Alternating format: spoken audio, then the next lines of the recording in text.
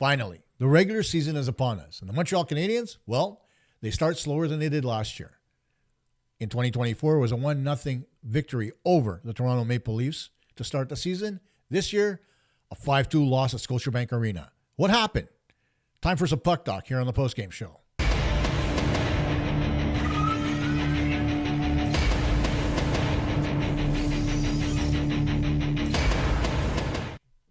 Hey everyone, Costa here from Puck Talk Montreal. Welcome to our first edition of the postgame show for 2025-2026. And it's not the way we wanted to start. The Montreal Canadiens dropping a 5-2 loss to the Toronto Maple Leafs to start the season. And the Habs headed to Detroit to take on the Red Wings tomorrow night. Let's get to some highlights. But before we do, let's talk about our sponsor, and that is Instacustoms. They're your number one destination for custom apparel printing. Rated the best print shop in Canada with over 3,000 Google reviews, a 4.9-star rating, and they were nominated for a 2024 Canadian Business Choice Award.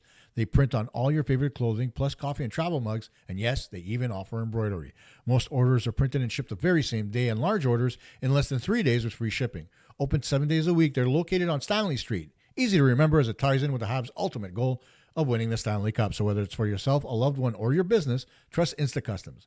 Visit them in person or order online at instacustoms.com. So what happened? Well, early in the first period, blown face-off coverage as William Nylander gets the puck right off the draw, skates right out into the slot, fires a shot, and Bobby McMahon tips it by Sam Montembeault to make it 1-0 Toronto. That's just a minute in. Not the start that Marty St. Louis was looking for. And if you look closely here at Sam Montembeault, despite the fact that it was a deflection, his technique was off. And we'll talk about that a little bit later. But later on in the period, the Habs were shorthanded. Looked like Toronto was actually gathering momentum. And what happened? Oliver Kapanen, shorthanded, scored his first NHL goal as he pickpocketed Matthew Knies along the boards, takes the puck away, comes back and rips a shot, blocker side on Stolarz to make it 1-1. And it's a major league shot. Take a look at the release. Take a look at the placement. Under the blocker, over the pad. Just the way Mommy designed it. So that made it 1-1. And it looked like from that point moving forward that the Canadiens were starting to take over. Nothing proved that more than when Zach Bolduc made it 2-1 in the second period, putting home a rebound off a Brendan Gallagher shot. Gallagher's shot, stopped by Stolarz, couldn't control the rebound, and Bolduc took it to his backhand and put it home. As I put it here in slow motion, Gallagher fires the shot. Save is made by Stolarz. It goes off the inside of his blocker, so he really can't control it, and Bolduc puts it home. So the Canadiens have the one and only lead of the hockey game, 2-1 in the second period. But before the period's out, Calle Jarnkrok decides to put home a rebound of his own as a shot came in from the blue line, from distance, gets blocked in front, and then Jarnkrok just slaps at it and fires it home past Montembeault. Here it is again on the rebound as Jack Guy tries to get to the puck. He can't, and Jarnkrok just turns and fires it home. That made it 2-2. Fast forward now to the third period where Morgan Rielly put in a beautiful pass from Matthew Knies. But the fun part is that both Canadiens defensemen lost their sticks. Here you could see Lane Hudson, and then on the far side, no stick for Matheson. Rielly wide open in the slot, puts it home to make it 3-2. The eventual game winner. Now watch Monty on this goal, and I'll come back to it later. Look at him. There it is.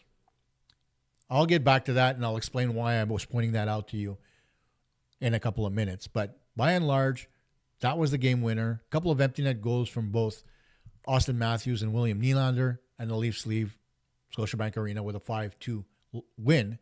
And the Habs leave with their tail between their legs, headed for Detroit, and a face-off against the Red Wings in their centennial game tomorrow. But what happened? Well, one thing's for sure. The power play kind of let the Canadiens down again in the sense that they got only 2. But the one thing that we really didn't see from the power play was a lot of shots. The first power play, we saw a few, and they were primarily off the stick of Nick Suzuki. But then on the second one, which the number one unit kept the puck in the Toronto zone for the better part of a minute and 50 seconds, they didn't really get any shots through. A couple of in-tight plays where, again, Suzuki and Caufield tried to bang the puck in. But other than that, nothing from distance. And so you ask yourself, with all the work that the Canadiens did on the power play, what happened? And before we get to more analysis, let me mention our other sponsor, and that is cheapesttshirts.ca. Proudly Canadian and trusted by thousands of customers, cheapesttshirts.ca delivers unbeatable value. You'll always get the lowest places plus same-day shipping and even next-day delivery, so your order arrives fast. With over 1,000 products and more than 36 trusted brands, the selection is unmatched. Whether you're shopping for everyday clothing, tote bags, aprons, and so much more, you'll find it all in one place. Cheapesttshirts.ca is the go-to source for businesses, events, apparel, printing companies, even resellers, or people just wanting the best deals on everyday clothing. Plus, enjoy free shipping on large orders and a simple, easy-to-use website that makes ordering online a breeze. Get the cheapest deals in Canada today at cheapesttshirts.ca. So what more happened? Well, let me get to what I think is the real problem. And I've thought it's the real problem for years. And this season, I finally think that people are going to see it because of the way the Canadiens play in front of them. And that's Sam Montembeault. I know you guys are what you guys are thinking. Last season, I picked on Montembeault nonstop. Well, I'm going to continue to do that because they haven't done anything to improve his play to start this season. How do I know that? Well, let me start on the first goal. He was deep in his crease. Wasn't out at the top of the circle, at the top of his crease, I should say. And Nylander was at the top of the slot, right? What do you teach a goaltender when he's playing? The closer the puck is to the goal line, the deeper you are in your net. As the puck extends out towards the blue line, you also extend out in your crease, perhaps beyond, so that you make yourself bigger and reduce the angle a player is shooting at. That's not what happened on the Nylander goal, or I should say the McMahon goal early in the game. Maybe Monty wasn't ready. I don't know. But he looked horrible. And like I said when I showed you the highlight, he actually looked like his butterfly was way off and he was pushing sideways to his right. Why? Haven't a clue. I don't understand why he does that. I understand sometimes that going cross crease is one thing, but when a guy's in the slot facing you, whether he's going to your blocker or to your glove, if you're out at the top of your crease, you're covering most of that. And his shot is going to have to be precise to be able to beat you. But no, Montembeault sits back in the middle of his crease and allowed the room for the puck to go in. Now, granted, he was moving to his right because that's where he thought Nylander was shooting, and the deflection by McMahon went the other way. Still, if you would have been in a proper butterfly position and he would have been extended out towards the top of his crease, chances are he may have been able to stop that McMahon deflection because it went down, not up. Most deflections that go up into the net, there's not much a goaltender can do, no matter how the positioning is. But when the puck goes down and beats a goaltender between the legs on a deflection because he's not in proper position and because his technique is bad, that's another story altogether. Then you take a look at the Järnkrok goal. He was getting up. Can't really fault him all that much because as he got up, the puck was coming in and it went by him. I don't think he ever saw Järnkrok shooting the puck. So I'll give him a pass on that goal. But then the third goal, I really have a problem with this goal, right? Here's the thing. As you watch that replay, and you could watch it again, I'll play it again actually. As you watch this, okay, Nyes comes in. Montembeault is at the side of the net looking right at Nyes. He never, and I mean never, watch the reaction here on the slow motion part of it. Nyes in. He never looks towards the slot. He's watching the puck. It comes out to Riley. Bang, it's in the net. I have a huge problem with that. Why? Because the minute a player is below the goal line, he's no longer a threat to a goaltender. He's going to look to distribute the puck somewhere, or he's going to try to drive the net. Now, because Hudson was in front of him, I didn't think Nyes was going to drive the net, and I don't think Montembeault should have thought that either. On the opposite side, Matheson had his man covered. So if you would have been paying attention to what's going on around you, Montembeault would have known that the puck was going into the slot. Riley was coming in all alone. So the minute that pass starts to come out, you don't turn and look and then try to get square, because this is what happens. Look at how much room Montembeault gives Riley. Look how small he looks in that net. Look at all that blue ice that's available to him. Now, for all the bitching that I've done about Sam Montembeault, that particular image spells a complete story. He's deep in his net. He hasn't anticipated the play. He hasn't come out to challenge the shooter. 3 things that every goaltender should be able to do. And so what happens? Riley puts it in the top corner. Game-winning goal. That's the end of it. And that's where I think the game ends, right? Of course, the Canadiens did try to push. They pulled the goaltender not once but twice. Nothing came of it except a couple of empty net goals. I liked the Canadiens' effort. Really, I did. And I think you should have liked it too. But I was really disappointed because I couldn't trust the goaltender. After that first goal went in, right away I knew he was going to have a bad night. And he hasn't had a good night in the preseason either. That's what's scaring me.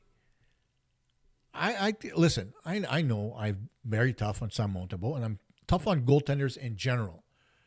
But this is a problem because right now, the caliber of team that the Canadiens have, as far as the talent, is the best they've had probably in 20 years.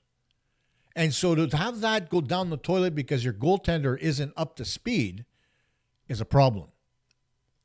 Now, I'm not saying the Canadiens were going to start Jakub Dobeš in the first game against Toronto. I'm never going to say that because Sam Montembeault has done what he's had to do to be the number 1 goaltender in Montreal. But he needs to continue to improve. It's not like teams don't watch video and watch what his deficiencies were and try to take advantage of those deficiencies. His inability to deaden a puck off his pads is crazy. His unwillingness to cover a puck for a rebound instead of, and giving his team a break instead of playing it into the corner or just pushing it in below the goal line is something that needs to be worked on. Other goaltenders in Canadiens history like Patrick Waugh, Carey Price, Jaro Halak, they all did their part to be able to control rebounds. Even Jose Theodore, who had the fastest feet of any Canadiens goaltender, even beyond Roy. He was really good when it came to his lower body, but he was also good with his ability to be able to kick his legs out and put the puck in a proper location where it wasn't creating or generating a dangerous rebound. But Monty does, and that's what scares me about him. That and the fact that you can see the holes in his game clear as day. Now, if I can see them, and I'm not an NHL caliber goalie coach by any stretch. I've done it. I trained my daughter. I train other players in nets. But I'm not at that caliber, right? I'm nowhere near the caliber of a François Allaire or God, I can't remember his name. Is Stéphane Waite or anybody like that. So I can't even begin to go that far in depth. But the deficiencies are obvious here. They're fundamentals. And despite the fact that the Canadiens goalie coach Eric Raymond says his fundamentals are solid, they're not. And they need to be fixed. The proof is right there in the pudding, guys. You just got to see the replays, and you can understand where I'm coming from. Now, one of the things tonight that really bothered me, actually, you know what? I think I have an intro for that. Asti de crise de tabarnak, asti de calice de vierge. Asti de crise de tabarnak, asti de calice de vierge. Yep. Time for what breaks my stick. And what is it? Well, Sportsnet. I watched the game on Sportsnet, and who did the game? Chris Cuthbert and Craig Simpson. Now, Craig Simpson is a good analyst, don't get me wrong. But when the Leafs are playing and you're analyzing a game, take your fandom and shove it you know where. I am tired of people giving analysis that's completely wrong, okay? Here's the thing, especially on the third Toronto goal. He gave Matthew Knies so much credit for making a fantastic play to get the puck out to Riley. What was the problem with that play? Well, he never acknowledged the fact that both Canadiens defensemen lost their damn stick. So how good is your analysis? It's crap. It's one-sided. It's viewed through Toronto-centric glasses. And I'm tired of it. I know I'm still going to get it, guys. Don't get me wrong. That's kind of why I watch most of the games on RDS. But the thing is, why the hell did you say that? You could see clear as day. Matheson loses his stick first. Hudson loses it second. What happens?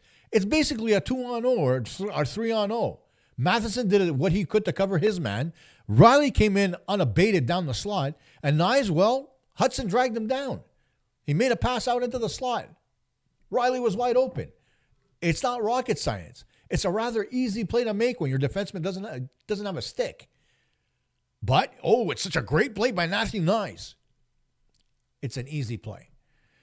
And if you're going to analyze the game, do it right. And what kills me is early in the 90s and 2000s, Craig Simpson, before he joined Hockey Night in Canada, before he was a color analyst, he worked on the NHL Network in something called Hockey Academy, which basically was him doing different drills and showing you the right way to play the game.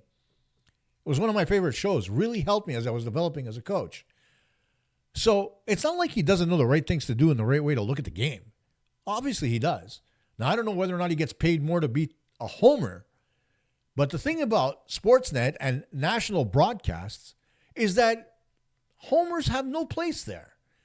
Even for the Montreal Canadiens, if it were a national broadcast coming from Montreal, go back to when Danny Gallivan and Dick Irvin did Canadiens games. Even when Dick Irvin was the play-by-play man after Gallivan passed away. Did you ever for once think that Dick Irvin was a homer? No, because he did his job the right way. Despite the fact that he had a lineage, basically, and a family tie to the Montreal Canadiens through his father, Dick Irvin Sr., and a love for the Canadiens that was pretty much unmatched, he never showed his homerism when he did a broadcast. Why the hell should anybody else do that? Let's be a little bit more objective here and analyze the game properly so that fans can understand exactly what's going on, as opposed to you going rah, rah, ho, ho for the Leafs, who got a game-winning goal because the player's equipment broke. That's pretty much what happened. Because I guarantee you, if both Matheson and Hudson had their sticks, that play would have been broken up in the neutral zone instead of coming all the way down into the Canadian zone. But no, you don't recognize that part, do you? That's what breaks my stick. So what's next for Montreal? Well, as I mentioned, tomorrow night, they go to face the Detroit Red Wings, another rival from the Atlantic Division who, despite their off season, really doesn't look like they're going to take a step forward. Right? A lot of people have the Detroit Red Wings at the bottom or close to the bottom of the Atlantic Division, probably in sixth or seventh position. Eighth, well, they always worry about the Buffalo Sabres taking up that position. But Detroit really needs some work. And Steve Yzerman, we know he's a good general manager. We know he's trying to get the team back to a respectability that he had when he was the captain. But right now, they're not there yet. They're getting there slowly, very slowly. But, it's difficult to be able to rebuild a team. We've seen what we've gone through with the Montreal Canadiens. So let's give Stevie Y some time. When he inherited the Tampa Bay Lightning, there was already some talent on that team, right? Well, he doesn't really have that talent on the Red Wings other than maybe a Dylan Larkin. So give him a little bit of time. He'll get that team to where it needs to be. But despite that, tomorrow, Montreal goes into town to take on the Red Wings at Little Caesars Arena, and they're going to need a win. You can't go 0-2 to start the season and be licking your wounds. That's not the way Marty St. Louis envisioned his team starting the year. In fact, I would think with the 3 games he has this week, he would have at least wanted the team to be 2-1. But that's not quite where they're going to be if they lose to Detroit. They need the next 2 wins. That goes without saying. What happens in goal? Does Monty get another shot, or is Dobish going to play? Personally, I think it should be Dobish.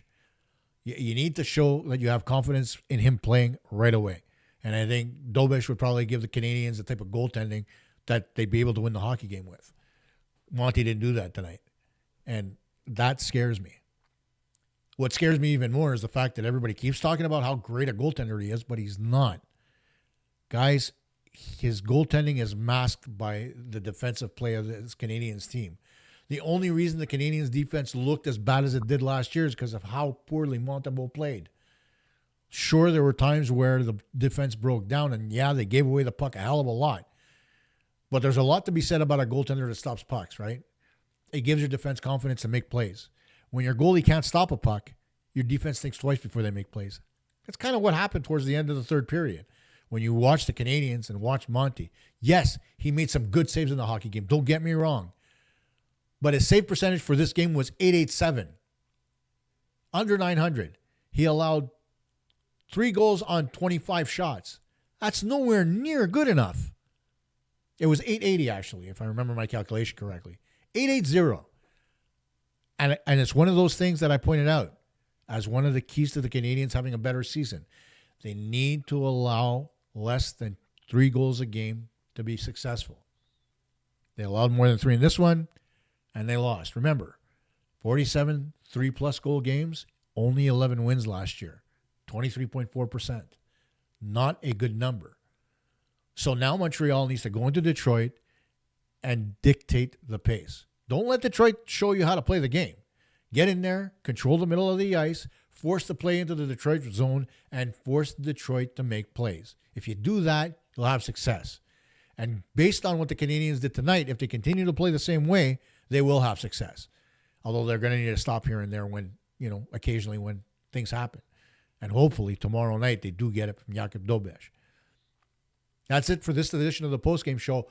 Put your comments down below. Tell me what you thought of the Canadiens' performance. Am I wrong about Sam Montembeault? Do you think, again, I'm being too harsh? I know I'm being harsh. But am I being too harsh? You tell me. Remember what I said. 3 goals on 25 shots at the NHL level. His career save percentage is .901. You tell me. Am I being too harsh? I don't know. And was there somebody else that you wanted to point it out that had a really good performance? I know who had the best performances tonight for Montreal, in my opinion anyway. Zach Bolduc, Oliver Kapanen, Alex Newhook. Those are the 3 guys that really stood out to me. You take a look. You can even give a little bit of a honorable mention to maybe somebody like an Ivan Demidov, who generated some plays. But after that, not much from the Canadiens that was any danger, really dangerous thing. Noah Dobson, his game looked pretty plain, for lack of a better term. You want to see a little bit more from Dobson on the power play. You want to see a little bit more from him at 5-on-5. He was good defensively, but offensively, he didn't bring much to the table. I thought Matheson brought more. As far as giveaways are concerned, well, they were pretty even between the two teams, so we'll leave that as a wash. But at the end of the day, 5-2 loss to the Canadiens is nowhere near where they needed to start the season. And tomorrow, against the Detroit Red Wings, they need to be better. Don't forget to join us tomorrow. And, as always, like the videos. Let's get the numbers up. We're really close to 3,000 subscribers. I'd like to get over that number in the next couple of weeks. Thank you for watching. See you tomorrow night.